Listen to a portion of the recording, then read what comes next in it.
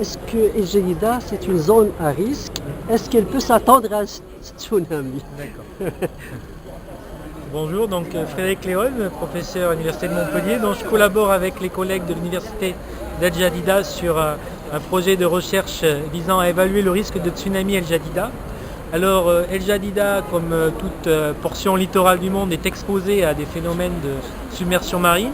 On a connu un tsunami El Jadida en 1755 lors du signe de Lisbonne.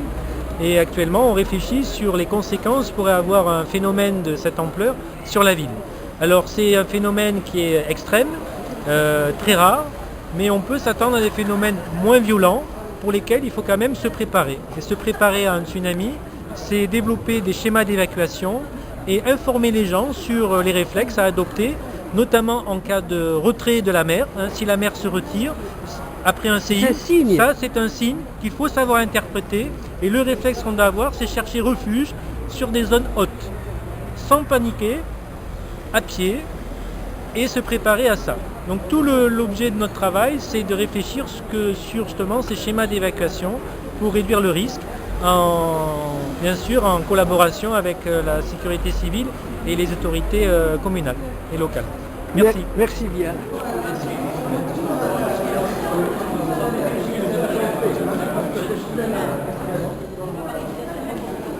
Vous êtes invité à El Jadida? C'est ça. Comment vous avez trouvé la ville? C'est joli, mais on est là que depuis 2 jours, donc... Vous êtes venu d'où?